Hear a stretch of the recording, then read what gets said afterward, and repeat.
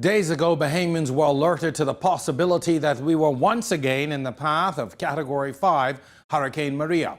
So far, Puerto Rico and Dominica have felt the fury in the face of yet another hurricane when we are still dealing with the devastation of Hurricane Irma. These are the cold, hard facts of life. There is nothing we can do about a looming hurricane but prepare ourselves the best way that we can and wait. So far, NEMA has been getting pretty high marks on the handling of the preparedness and post-hurricane issues this hurricane season. Prime Minister Minnis, new in office, has stepped up to the plate and evacuated residents of the Southern Islands, a task never before done by any prime minister in office. No matter the intention of Hurricane Maria, we here in the Bahamas, along the islands of Anguilla, Barbuda and Cuba, are still dealing with the restoration following the destruction of Hurricane Irma 2 weeks ago. Tonight, we are looking at life after Irma, rebuilding our communities. We have reports from hurricane shelter organizers and residents of a particular shelter. We will also be talking to Commander Michael Saunders of the Royal Bahamas Defense Force, who will speak to the part the force plays in NEMA. It's all on the record. I'm your host, Jerome Sawyer. Our show begins on the other side of this break.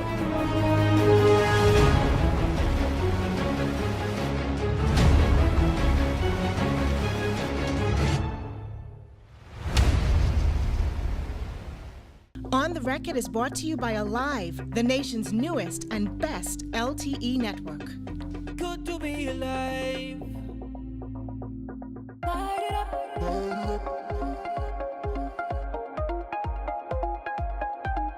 No one does summer like we do. It's just a way of life. Light it up.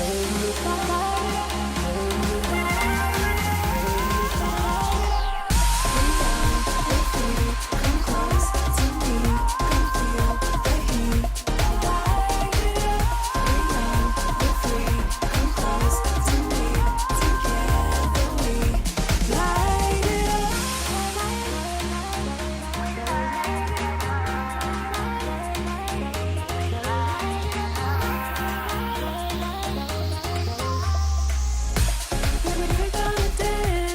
The sun sets on another summer, but our offers never end. Double data, all day, every day, forever. We are alive.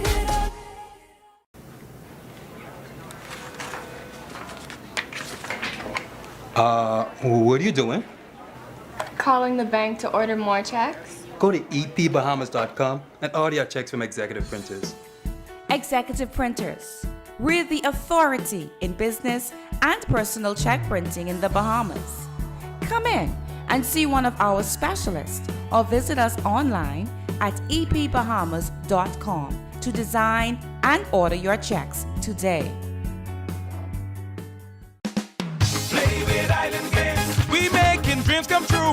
Play with Island Games. We paying more out to you. Don't mind the noise in the market. You getting cash in your pocket. 'Cause Island Games is spicy and spicy is tradition. So when you play we putting Bahamians first. Guaranteed to pay. Island Games. We like them other jokers. We've been here from the start. From the bike to computer. Island Games. We can make your dreams come true. We playing with Island Games.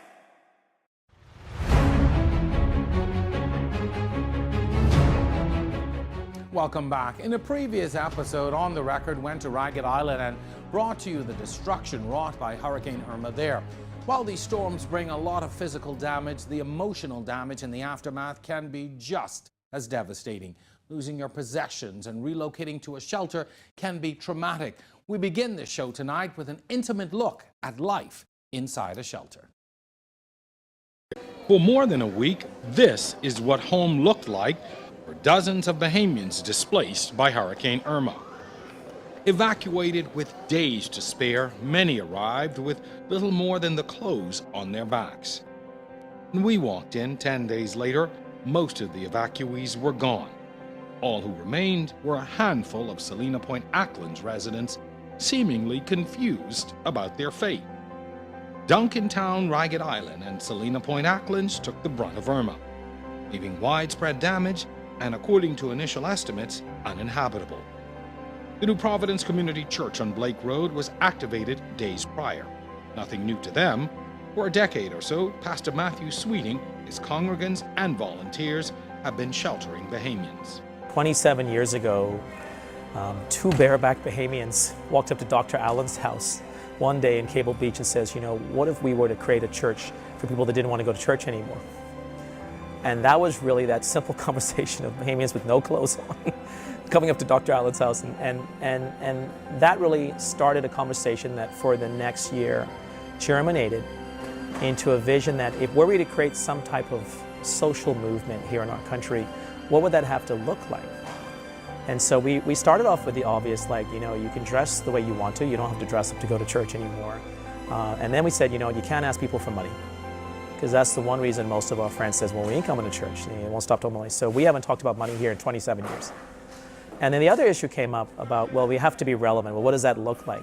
And the only frame of reference we had at the time were some of our friends who were doing ministry in Haiti and Cuba and Dominican Republic, and they don't have the luxury of fighting in those countries because everybody's poor. And they've just kind of banded together literally hundreds and hundreds of churches, and they come together just to share resources. And they call that movement social justice, and we said, what? That can happen here, and that needs to happen in our country. And we realized for the next few years, it wasn't just a matter of saying, well, you have to be relevant, you could wear jeans on Sunday. We said, sooner or later, we're going to have to figure out what it is at a very fundamental level our country needs. And if we don't really respond to that, we're probably not relevant either. So you ask, what does any of this possibly have to do with a shelter? Everything. Providence Community Church was birthed out of a movement of wanting to help. More than 10 years of their 27 years of existence, this church, community center, has been a shelter. We became a very stealth church for many years. As of today, our shelter has been open 10 years. And we've done this for 10 years now as a shelter, but we've done it for 27 years just by getting involved in community work. But the shelter has given us a very specific platform to, whenever a natural disaster hits, come together and figure out how we can galvanize and really serve our country. One of our core philosophies is that if you work with everybody, literally everybody in the country, you can do more work. We're stronger when we're united. And so we make it a personal habit and a philosophical commitment just to invite whoever we can whenever our country is going through some major rite of passage. And that's really what happened here last week as well.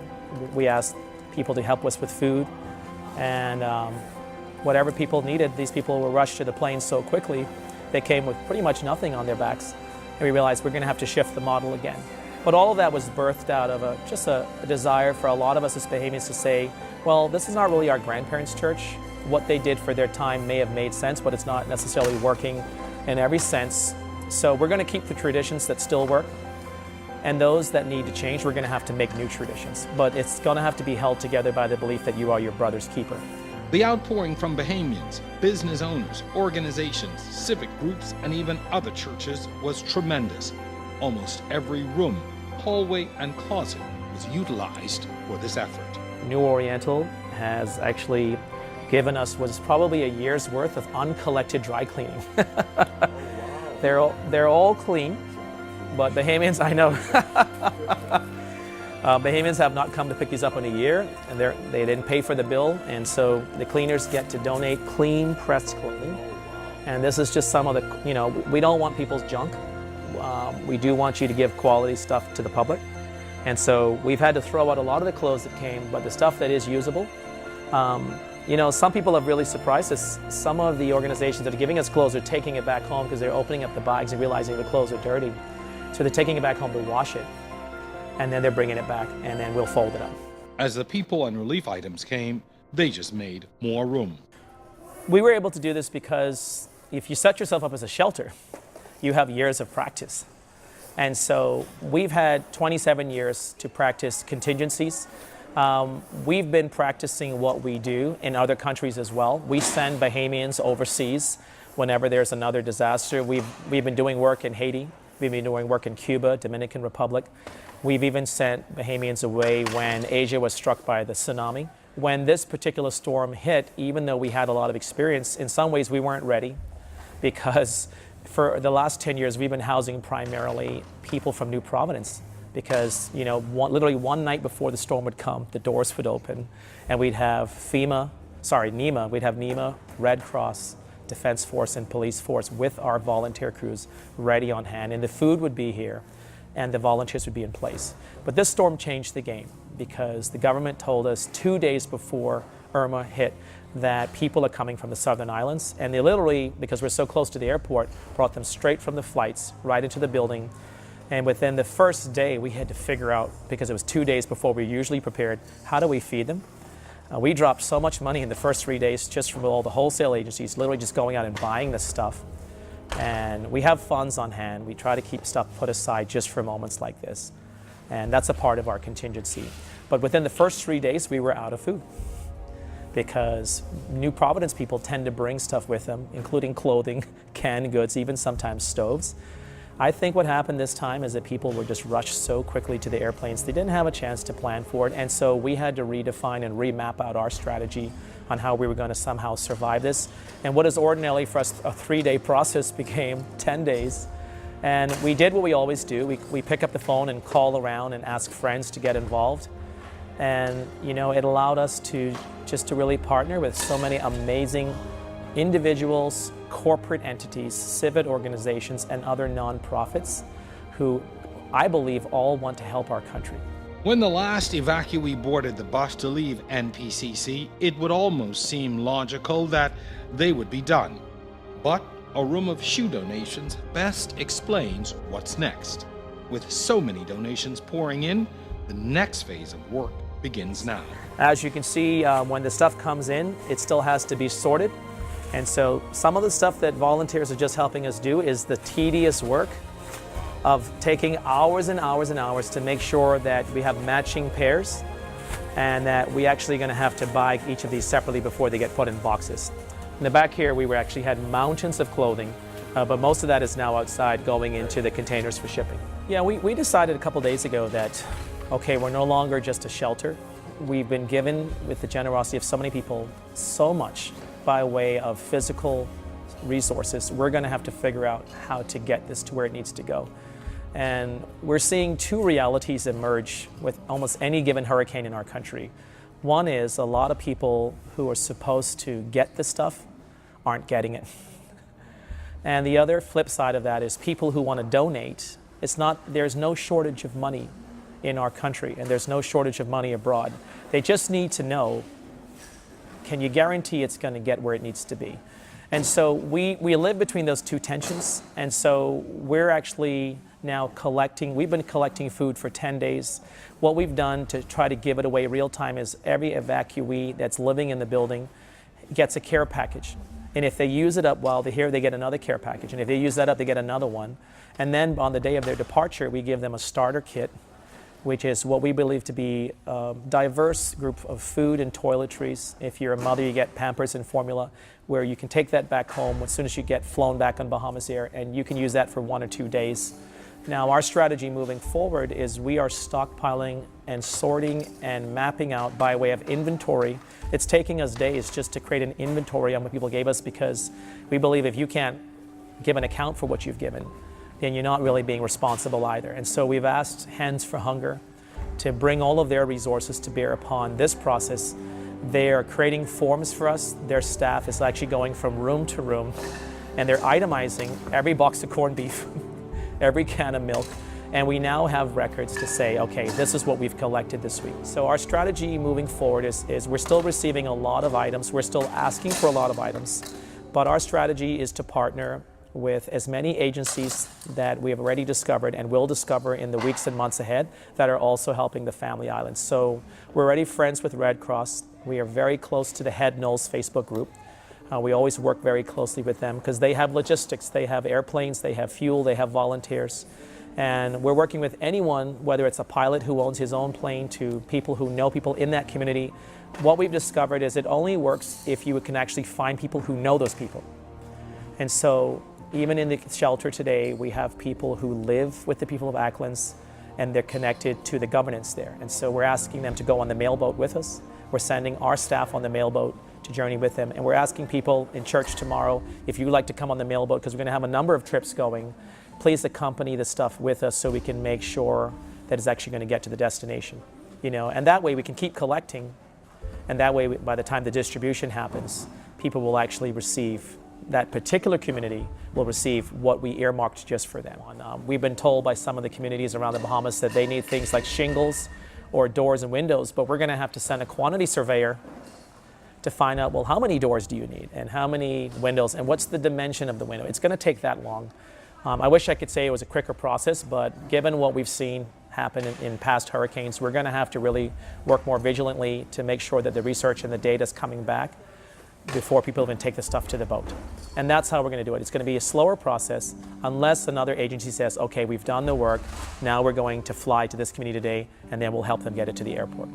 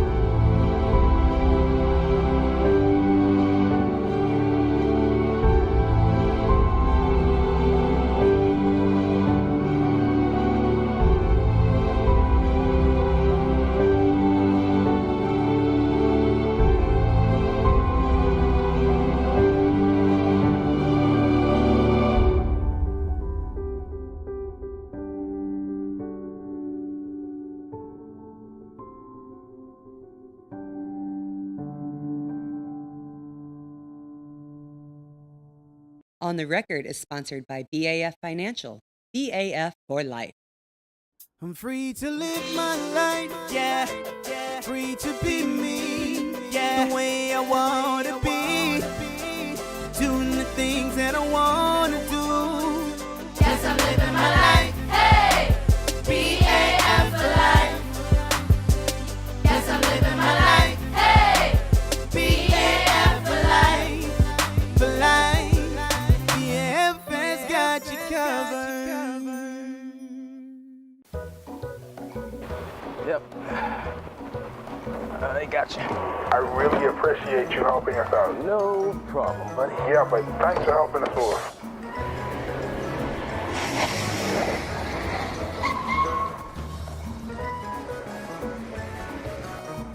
Oh, I see you. What happened, babe? What you mean? Our news weekend has moved to 7:30. Play with Island Games. We making dreams come true. Play with Island Games. We paying more out to you. Don't mind the noise in the market. You getting cash in your pocket. 'Cause Island Games is spicy and spicy is tradition. So when you play, we putting Bahamians first. Guaranteed to pay. Island Games. We like them other jokers. We've been here from the start. From the bike to computer. Island Games. We can make your dreams come true. We playing with Island Games.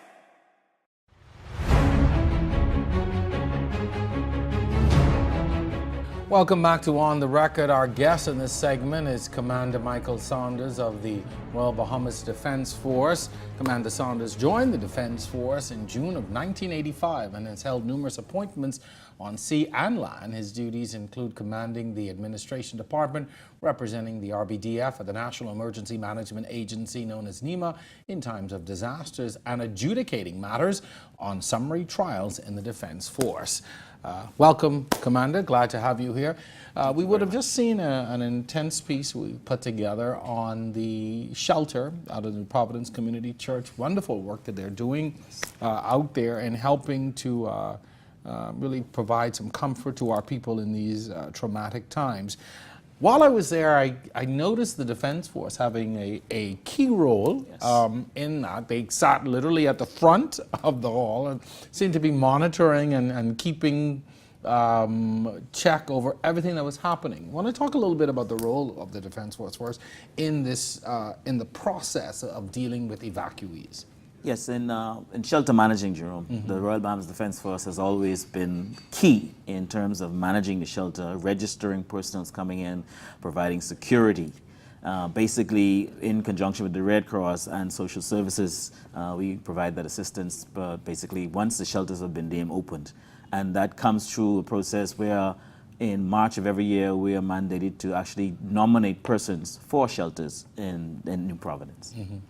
And why is that so important? You would think a shelter, people are in crisis, they just need to get somewhere and be safe. But why is that management aspect so very important? You will find that there are different people that come into shelters, Drew, and they're going to require, sometimes it's going to require some security measures to be taken to make sure that people remain calm.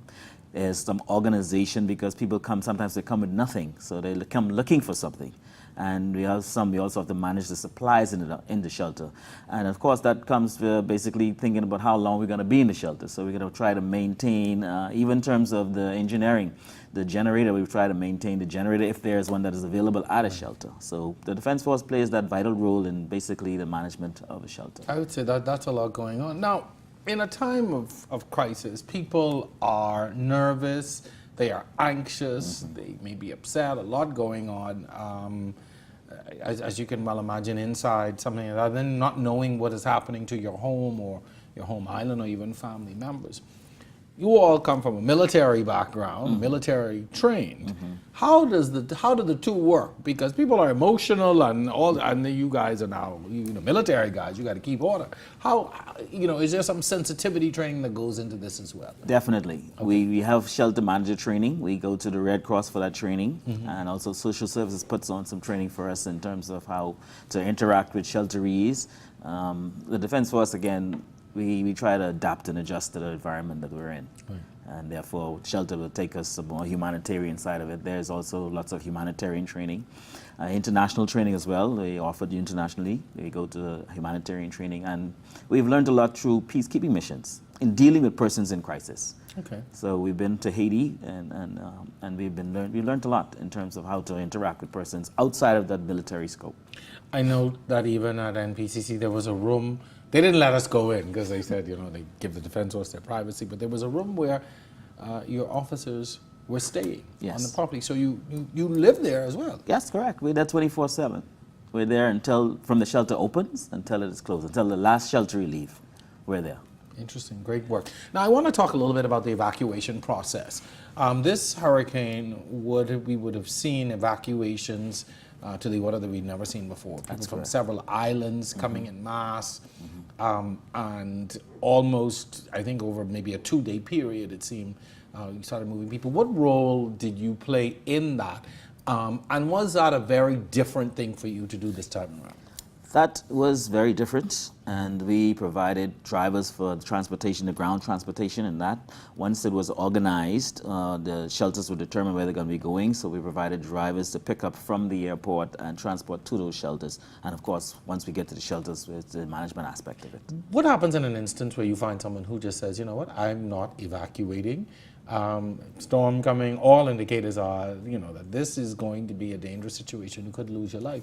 How do you deal with something like that? You have to explain to that individual that once you decide to remain, help may not be available to you should you require it once the hurricane is passing or is actually over your area. So that individual must, again, reassess his decision and say whether I'm going to need help or because it is, you don't want to send somebody out into a storm and become a casualty themselves to try to assist you. Which sort of comes to my next question, because I remember in Matthew there would have been an evacuation order issued for individuals in the south of New Providence, many did not leave, and then it became a situation where defense, police, anyone who was available had to go in and now rescue these people. Yes, and it's a risk that you're sending people out into an area, a disaster area, and while disasters continue and the threats are still continuing, to go and assist somebody who would have had an opportunity to, seek shelter. I tell you from a personal perspective, that's a hard pill to swallow. You have been asked to leave, you have not left, and now I have to endanger my life and the lives of my fellow officers to go and rescue you. Yeah, it is difficult, but again, we are called to do it sometimes and we have to get out and do it. I remember back in, we had a situation in Freeport where the water, the road there was covered with water, and people was trapped on the other side. But they were told to leave. No, that's down in the water. Okay. Yeah, going into 8 Mile Rock. Ah, okay. Yes, and we had to go and assist people again in big tractors and big trucks. You see, so it is definitely a hard pill to swallow, and what a lot of us have to realize is that it is for the best interest of us. It's in our best interest to basically go evacuate when we are advised to do so. What is it like, though, for you all to have to leave your own families in a time of storm weather? Because I think once we are under threat, you all have to come to work. That's correct. That's mandatory, correct? That's correct. All leave is cancelled except sick leave, and we all report for duty at our respective places. And over the years, I think that you don't get used to it. It becomes a matter of duty and responsibility, so forth, that your family realize you're not going to be there. And you spend many, many times away, not only just in disaster, you spend many birthdays away, many anniversaries are spent away. So it comes with duty. It comes, that's something you're really signed up to do. Yeah, later on in our discussion, we're going to talk a little bit more about sort of the aftermath and really what happened in the rebuilding, particularly of these areas. But I'm curious as to how Family Islanders differ in storms from those of us in New Providence.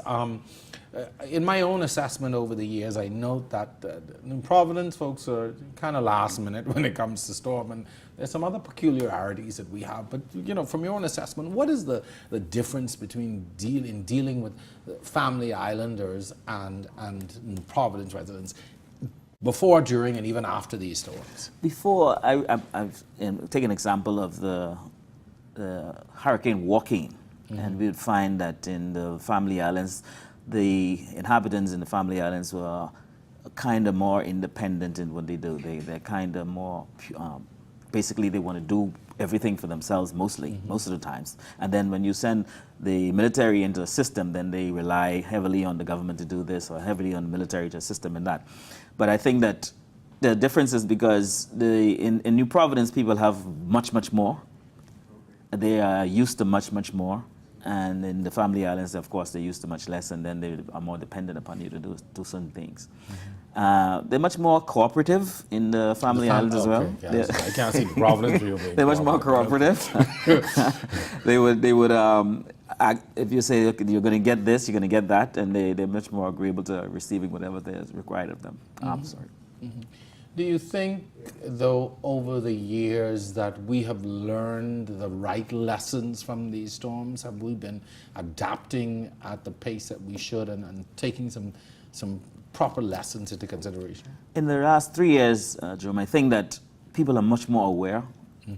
They are much more cautious. They actually take these things much more seriously.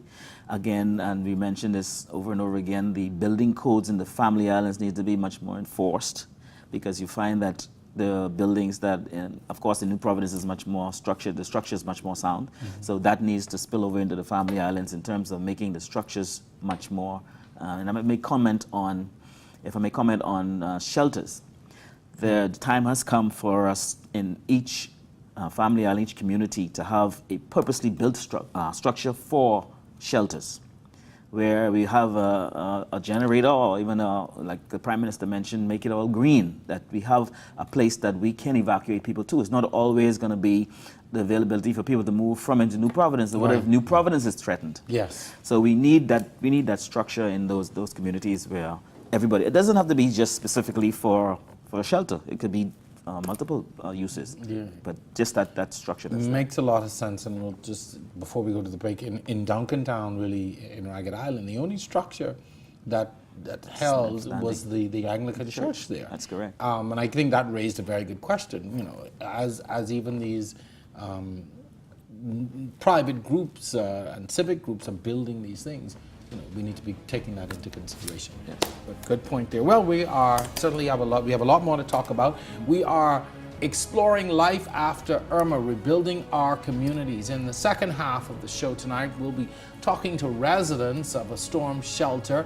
And we're also going to continue our conversation here with Commander Saunders. Join us for more On the Record on the other side of this break.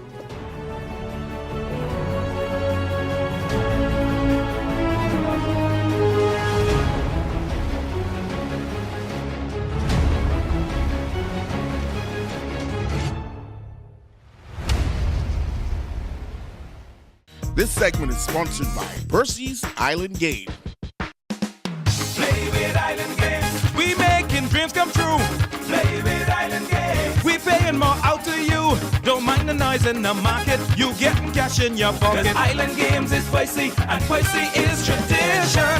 So when you play, we putting Bahamians first. Guaranteed to pay. Island Games. We like them other jokers. We've been here from the start. From the bike to computer.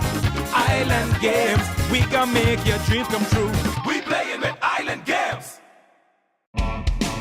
Get in the game with NFL Sunday Ticket from Rev TV. You'll get every game every Sunday afternoon in crystal clear HD.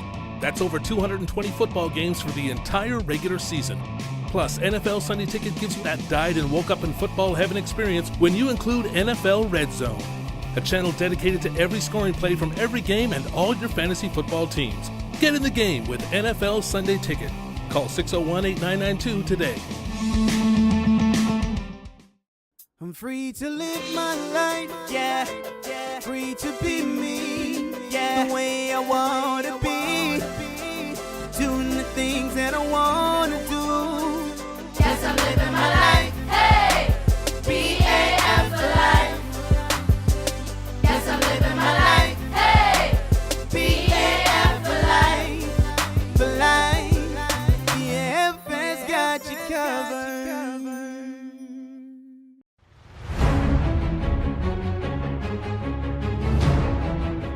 Welcome to the second half of tonight's show, Life After Irma, Rebuilding Our Communities. Imagine having to be uprooted from the place you call home and lodged in a dorm-like setting with hundreds of people that you may not even know. For many of us, we have no clue what it is like to live in a shelter.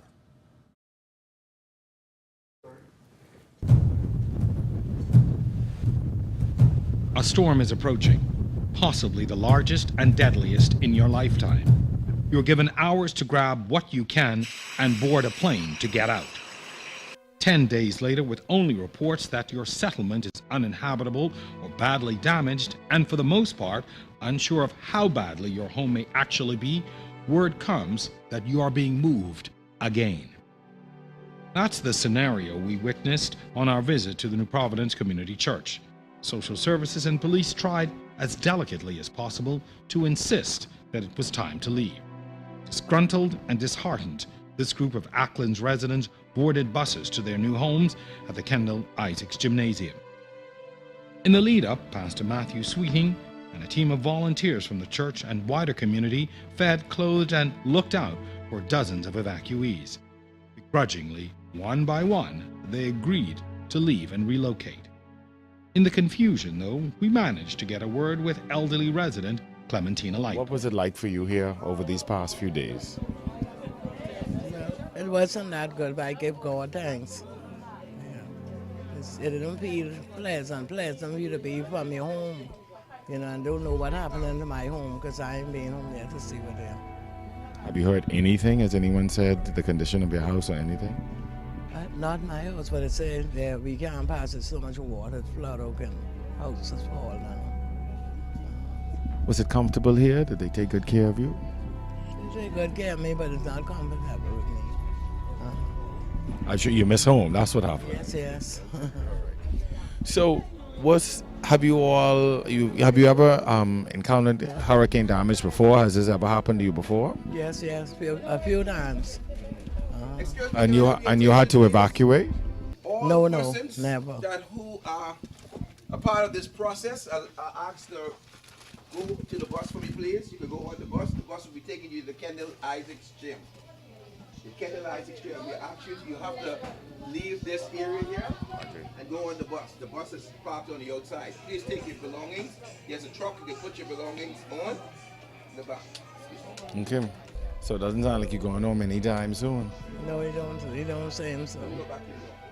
How you feeling about that? I'm sure that must be a difficult place, eh? Yes, difficult to be this way and to be home. I don't mind how home is, you'd rather be home and to be out of this place. But I give God thanks anyhow. It could have been worse.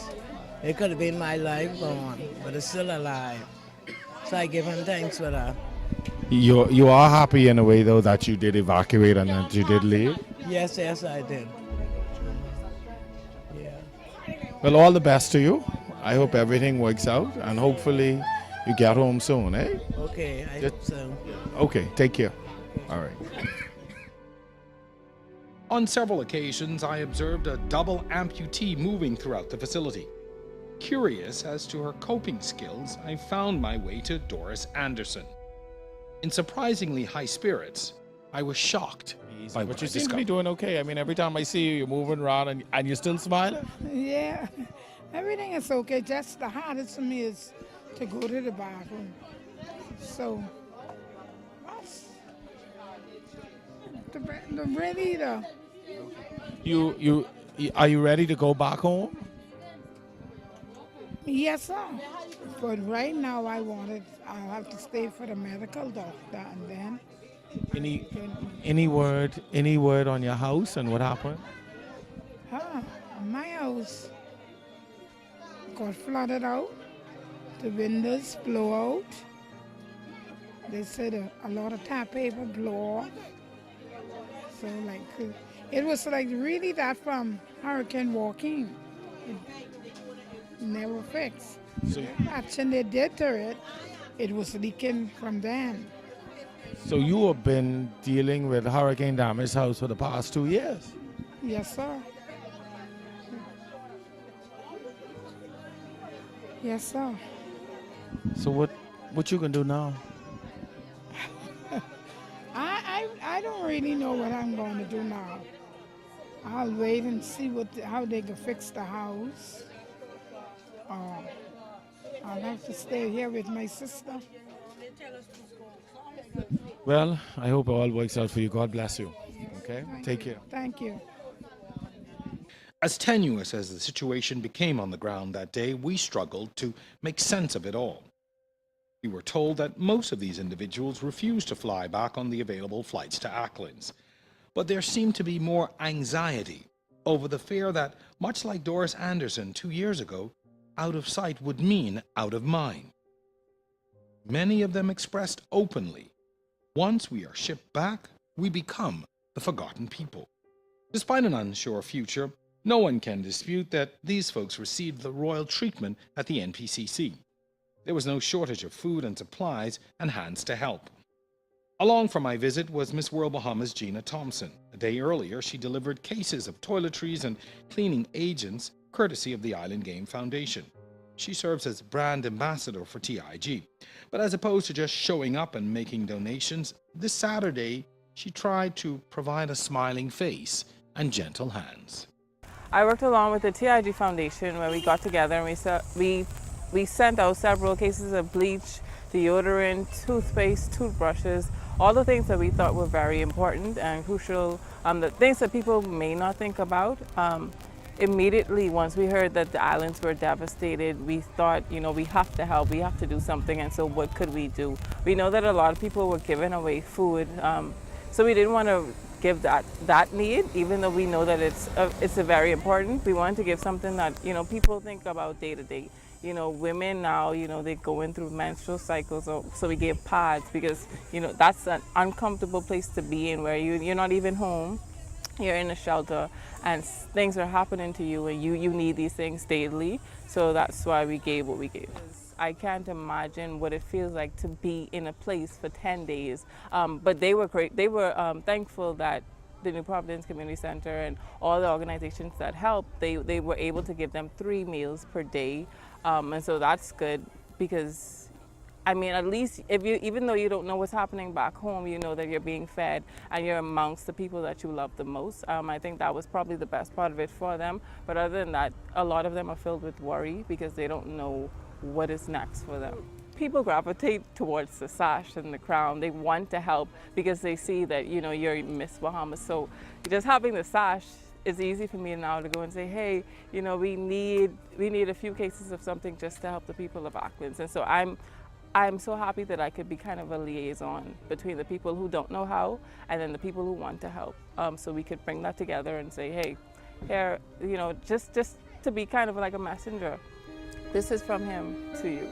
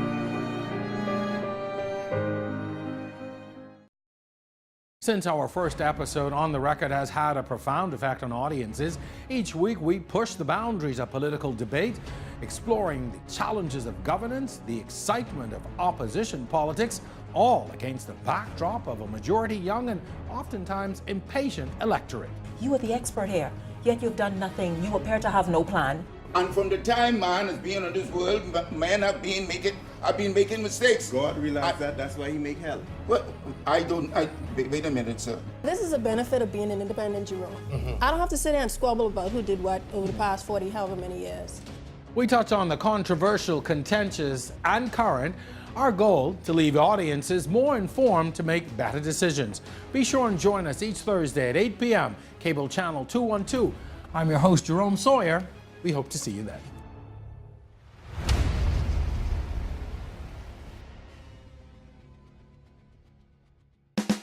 Play with Island Games. We making dreams come true. Play with Island Games. We paying more out to you. Don't mind the noise in the market. You getting cash in your pocket. 'Cause Island Games is spicy and spicy is tradition. So when you play, we putting Bahamians first. Guaranteed to pay. We like them other jokers. We've been here from the start. From the bike to computer. Island Games. We can make your dreams come true. We playing with Island Games.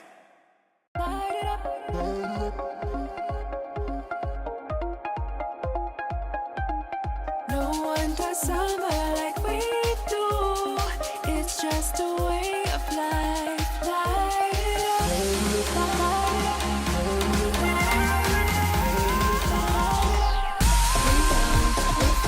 Come close to me. Come feel the heat. Light it up. We're free. Come close to me. Together we light it up.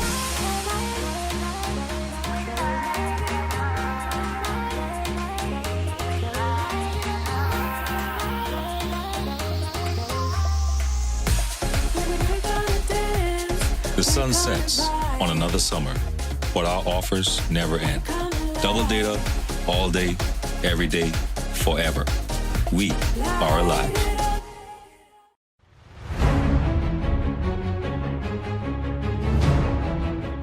Welcome back. This is our final segment of On the Record tonight. We're talking about life after Irma, rebuilding our communities.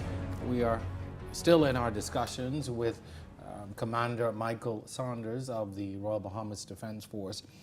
That piece there showed you really the realities of life for people in a shelter. Yes. And really some of the anxieties that come with having to leave and having to move about.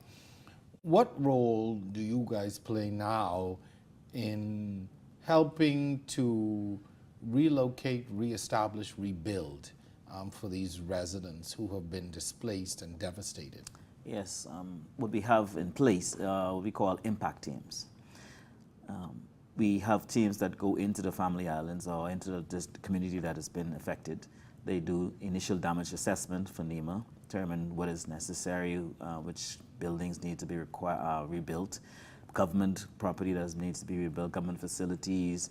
What we do, we have advanced teams that are there before, actually persons that ride out the storm in a certain area, and they would ensure that the airports are cleared so that they can have an aircraft to land and bring supplies. The seaports are clear so that the ships can get into the harbor if there's a harbor available. So, and after that, the impact teams come in, we clear up the roads, the streets, we cut down the bushes, we cut down the trees that may be crossing the streets, whatever. And also there's a team we have in the Royal Bahamas Defence Force that can even do minor construction. We can repair a roof, and we can sometimes, we would have built in the past a house from the ground up, all the way up. We have that expertise. So in the Royal Bahamas Defence Force, we try to be self-sufficient, and when we move, and also what we also have acquired in recent time is what we call a container city, a mobile container city. It is a self-contained 17 container configuration. It can make water, we can provide electricity, provide basic medical care, and also we can provide some sort of comfort for persons in the area. So once we deploy that city, in an area that's devastated, the community can come and rely on us for basically the basic needs that are necessary. I know that you all also provide, or it has been said that you provide security at a level as well. That's correct. When you look at, for instance, a Duncantown that has been declared uninhabitable in some way, Salina Point has the same issue. People are concerned that if I have left my home, my property unattended for a period of time, who is going to watch over that? I mean, what's to say someone doesn't pull up on a boat and start helping themselves to what is left there? That's correct.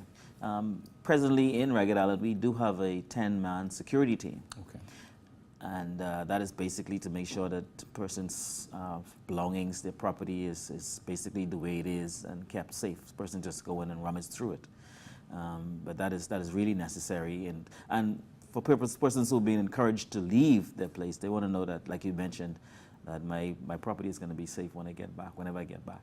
Mm-hmm. So there is an element of security in the Defense Force. And not only security for a person's property, but also for the supplies that are sent to the That is devastated true area. as well, because people are sending in lots of relief supplies. Correct. Government supplies, private donations, whatever it is, it goes into the administrator, and the Royal Bahamas Defense Force provides security for that supplies as well. I'm always curious as to how you determine who gets what and what work begins when. Because when you've got a community where there's so much devastation, I mean, in my own experience, sometimes I just shake my head and I go, I wouldn't even know where to start. But how do you determine who gets what, and if there is if I could use the term, natural pecking order in this whole restoration issue? That is not determined by the Defense Force. Okay. That is determined through social services, through NEMA. And they determine, of course, you take care of the elderly, the injured, the disabled, and then single parents, in that pecking order, from what I understand. But again, they come to us and say, we're going to release 10 bundles of plywood to whomever, and that's what we do. So you police, in a way, indeed, these supplies. And what are the difficulties, though, in restoring communities like that, where you may not be able to run to a hardware store and get something when you run out, or there's no idea of when electricity is going to be restored, and the Family Islands provide a lot of challenges. Yes. But what are some of the major difficulties you have in the restoration process? One of the major difficulties is finding skilled personnel within the community. And having to import personnel requires accommodations, et cetera, et cetera. So all the other challenges that come with that. Also, we find that once we start on a project, like you said, we may be out of whatever, and then you have to come back to New Providence to import that as well. So there are lots of challenges that come up, but again, the road to recovery is a very, very long one, Jerome. Nothing happens overnight in recovery. There are places, even in New Providence, even in the Bahamas, that are still not, buildings that not have been repaired, buildings that not have been rebuilt. 2 years ago, that's correct. A resident. That's correct. Say her home was damaged from Joaquin 2 years ago. That's correct. Do you all possess a set of skilled laborers within the Defense Force who will assist? I mean, in my personal experience, I remember, I think it was Hurricane Irene in Cat Island. I witnessed years ago Defense Force officers on a roof repairing the rooftop, and I thought to myself, I wonder if these fellas know what they're doing. Yes, yes, we do have a corps of engineers, a team of engineers that have been trained in carpentry, in masonry, in electrical supplies, and even plumbing. So we have that cadre of men and women who actually can go out there and actually reconstruct a home, like I said, from ground up. We have done it. We are well self-sufficient in that area, yes. Is there a specified timetable or time period for you to be on the ground in a specific place, or is it based on the actual progress of the restoration? We would like to be in and out so that we can get back to actually guarding our heritage and on the seas and so forth. Fishermen who are out there helping right, themselves. correct. Okay. But again, we stay as long as we are required through NEMA. We stay as long as is necessary, and we found that to be sometimes months and turn it into years. Yes, really? Yeah, we spent time between the time of walking, and we would be up to the time when Matthew came through. We had still persons deployed because we're deployed in various different areas. We have persons actually deployed to NEMA building itself, the operation there. We have persons just in the family islands, and we have persons just doing shelter, like we mentioned before. So the Defense Force is basically spread. The Commander Defense Force has basically committed the resources to all the relief for the persons that need assistance. I think, and that's the part people miss sometimes, because we sort of get back to our regular lives pretty quickly if we've not been affected by the storm. Yes. But you guys are there for that extended period, and that all of that comes to bear on the Defense Force, correct? You guys have to look after your own personnel in these places. That's correct. That's correct. We have to make sure that they have accommodations, make sure they have food, make sure they have water, make sure they have, and in terms of also changing them out, make sure they have relief. Right. So That's my next question. It revolves. So you're not there indefinitely? No. Indefinitely. Now, some persons who may be descendants from an island, we also give them that opportunity to remain for a longer period of time if they wish. So then, you have that sense of wanting to help my family or wanting to help my community. So we give them that opportunity to stay as well.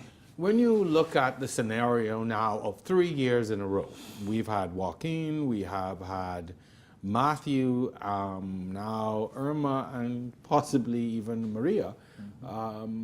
What kind of load has that put on you, and how much is that detracted or even distracted from some of the things that you normally could be doing? Because it is no secret that we have a serious poaching problem. Yes.